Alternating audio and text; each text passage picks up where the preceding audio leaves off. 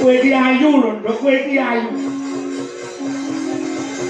Kowe nang desa kene iki diarani kembang desa.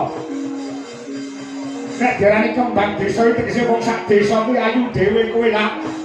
Kanca-kancamu sekolah wis mondhong anak siji. Mondhong anak loro. Lah kok kowe sak yaene urung krentek, urung duweni sedya palakrama wijane. Apa kowe pengen rabi ngenteni aku mati lho dhisik. Oh, kowe iso ngerti kok.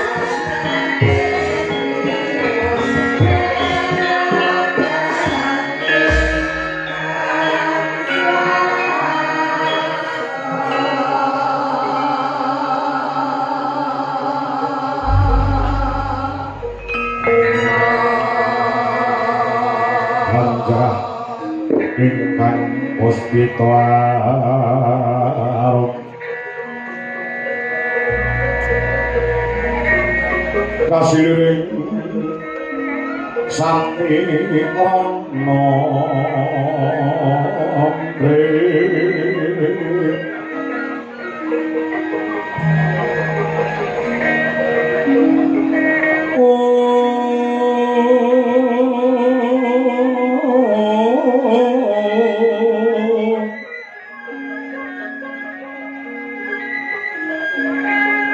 sekarang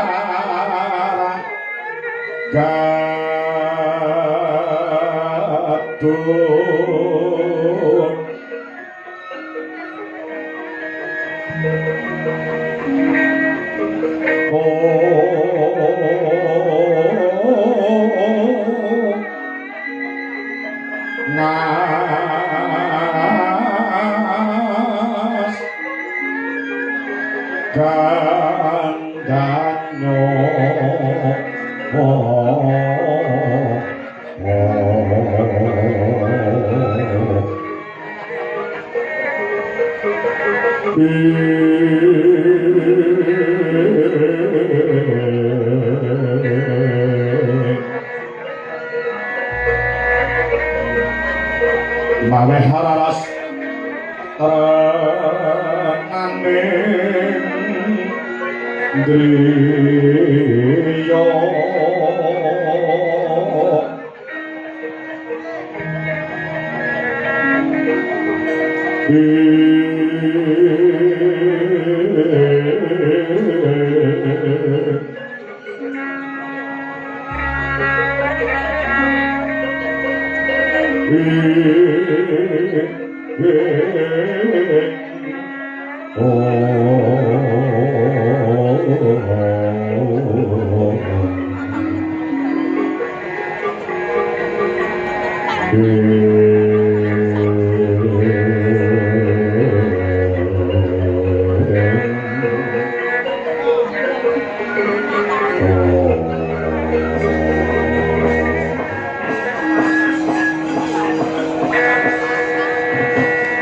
layak to layak keningsu prenjake padha ganter jagung itu arung tejo sulaksana tejane wong anyar katon ndas iki bocah iki gua nuwun sewu njaluk ngapura sadurunge pancen urung nate pinanggya tegese urung nate petruk kepengin manuh pekasane mitambuh panjenengan kuwi sapa Raden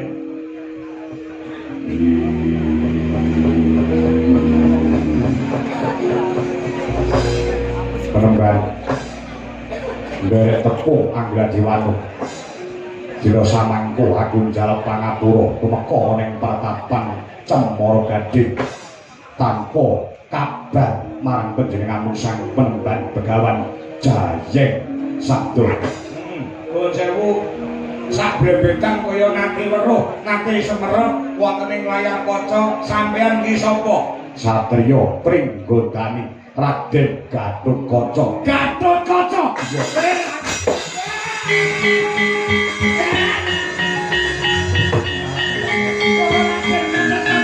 Pringgondani putrane Raden Werkudara dadi pati.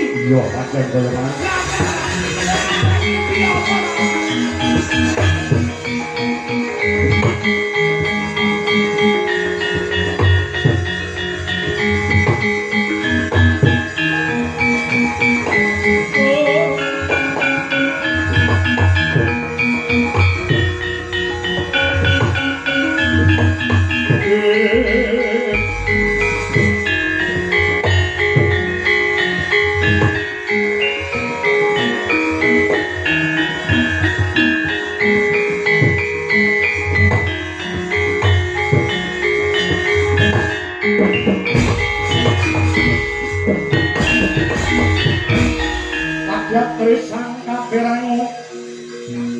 Mari nangkul kinempet-kempet dosan ngarat naning dawono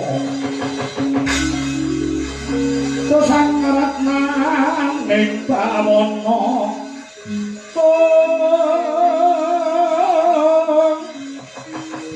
yo si tukang walang ati yo si tukang nasing jat yo si tukang untuk hari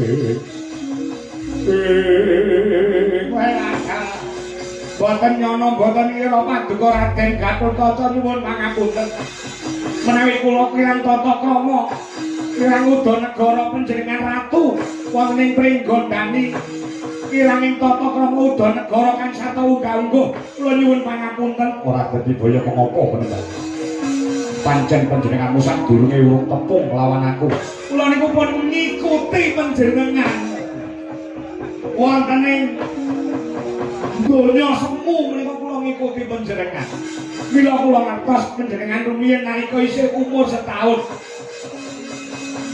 nalika semanten dados jagone para dewa iso mateni ratu Inggiling Wesi Prabu Kalawarsana lan mati Seki Putantra niku ing ngatasé panjenengan jek umur setahun iso ngalahake buta sekti-sekti Mandraguna Prawira Jayamalagan ya pancen kanyatane kaya mangkono landalah sugeng tindakipun ya penemban les kala prataku ora nyandung sambi kala sawijaka takdim kang sarta taklim ku tampan ana penemban nggih, sampun kula kampi andhetaken simating gesang kula.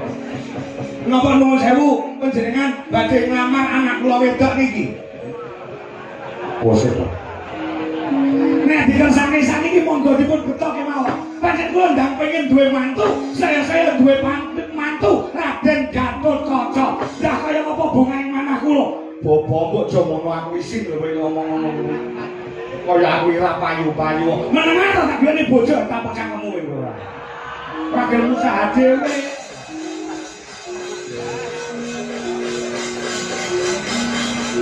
Wonten migatos menapa keparenga kula pun jayeng sabda nenggo dawuh menawi keni winedhaing angkatah kula semedya nganuaken jaga ning karna nyadong remenan sabda sabdanipun Raden Jabang Keruka.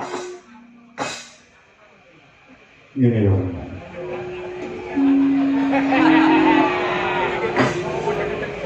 Ingkang ongkos pisan. Tekaku oleh pertapan Cemara Kandang, Cemara Gading. Kepingin panuh lawan panjenenganmu nderek tepung nyambung silaturahmi. Nggih. Angka loro nak yenake kahanan kawilujengan pebagas kewalasan. Pangestunipun keluarga mriki tansah pinaringan rahayu wilujeng. Lah sing angka 3 Nuwun sewu apa bener panjenengan kuwi duwe putra ingkang mijil pawestri anak wedok inggih sing sasile Dewi Jayeng Resmi. Lah niki anak kula dikersane napa pripun? Kusik-kusik tenan. Bapak ki aja misik. Aku kaya perawan rapayu rumah saya tomat tewen meneng tak loro bidang golek lho golekne jodoh ngomong pripun Raden nggih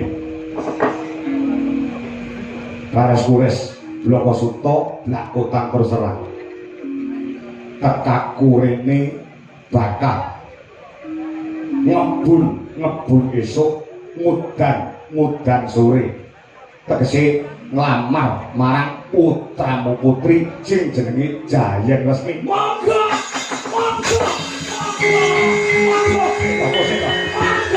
mboten tau desa niki kawungan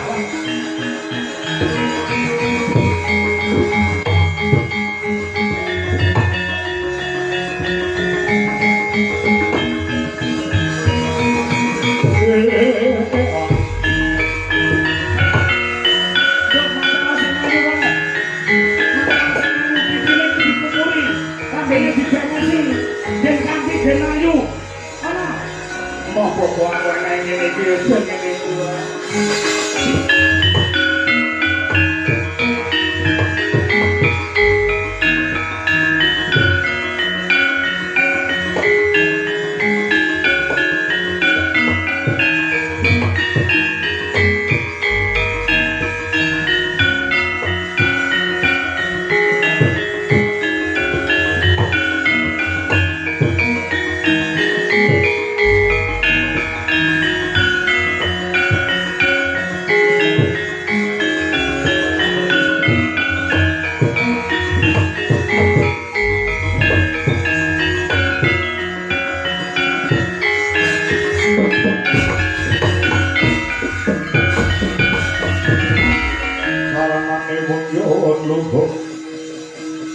satopo kurang gule keling masalah jatmiko yen macono kudu manis yen macono kudu manis menawi badhe ngamar dumateng anak kula monggo DKS kadidene kejubrukan kukir sari kebabaran segara mantu pancen kula menika ndabak-ndabakaken anak kula wedok iki namung setunggal anak kula nggih namung setunggal menika kula pengin duweni mantu kepengin gendong putu kasampun paduka tindak mriki menawi badhe dipun lamar panjenengan Raden Gatotkaca kula tampi sak menika ugi Gusti aku tak matur tekaku rene pancen bakal nglamar putramu putri si Jayeng Resmi lha nggih ning ora nggo aku lho lajeng kanggo sinten kanggo adikku Bambang Wisanggeni dina samangka sajake wis nibake rasa tresna kelawan anakmu wedok si Jayeng Resmi kula aku minangka laku duta tegese utusan saka adikku Bambang Wisanggeni apa diparengake putramu putri tak boyong minangka dadi Jatukrama tegese bojone adikku Bambang Wisanggeni bumi kunjang kanjeng langit kelap-kelap katon lelin saking alis risan marek kandung sabarang kadulu sabarang kadulu ukir moyak mayit saking jabali lumare sang kandung duhari sumitra panoyo paranda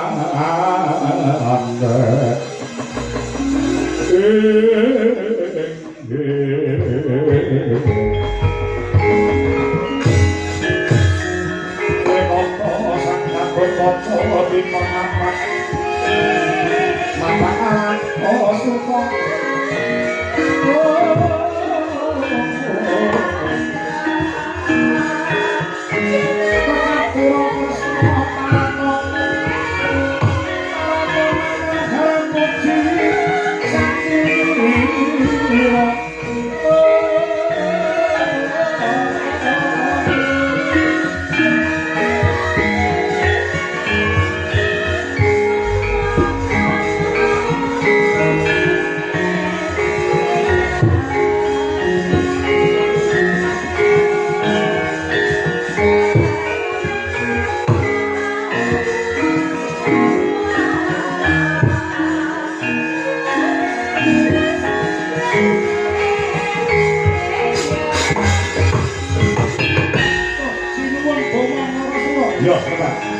aku sing kok enak sing yo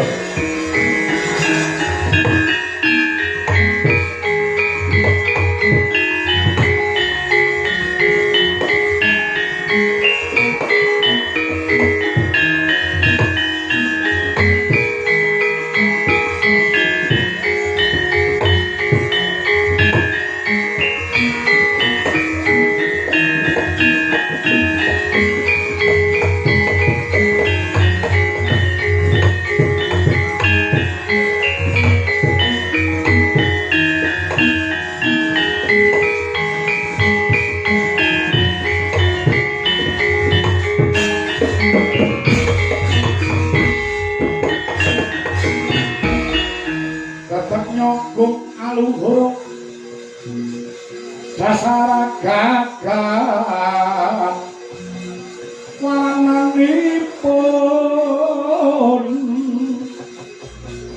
Kanjeng Sri Parapati Raja kang ngaboratu kota maneng katon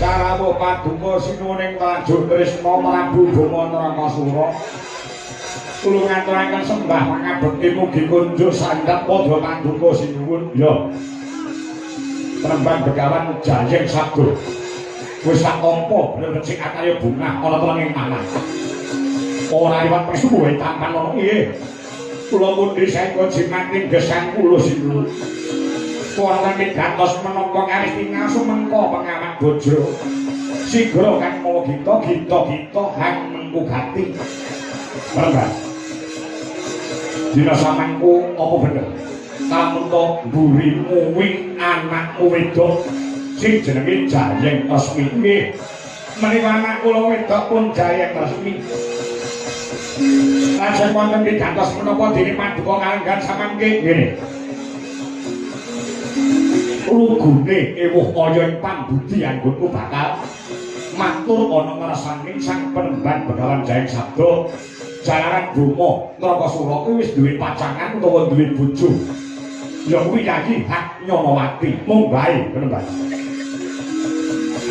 sawise dadi mangken lawan Yayi Hak Nyanawati nganti sang yahene aku durung bisa atut tegese Yayi Hak Nyanawati iki durung gelem ngadeni aku apa mestine wong wadon nyang wong lanang kowe iki bojoku paring dawuh utawa matur kelawan aku Hak Nyanawati kandha kelawan Bromo Nrakasura dhewekne gelem ngadeni sakataning wong wedok nyang wong lanang ning makon syarate kudu diwayuh utawa aku kudu rabi meneh utawa leh rabi kuwi kudu karo putramu si Jayeng Resmi tak kira nek bab bondo donya lan mulyane anak wedok si Jayeng Resmi Bromo Nrakasura ora bakal kekurangan mergo aku ora tugung binatara berbondo berbandu berbondo kene sugih Raja Brana berbandu sugih Wadyabala lan aku ingin saguh mulyane uripe anakku wedok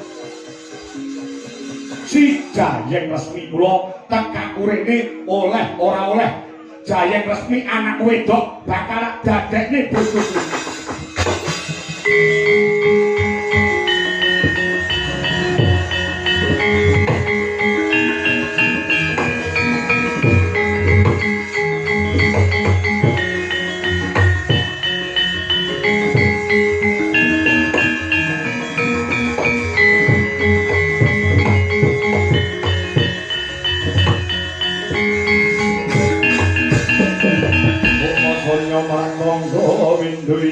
amun-amun dari kumampang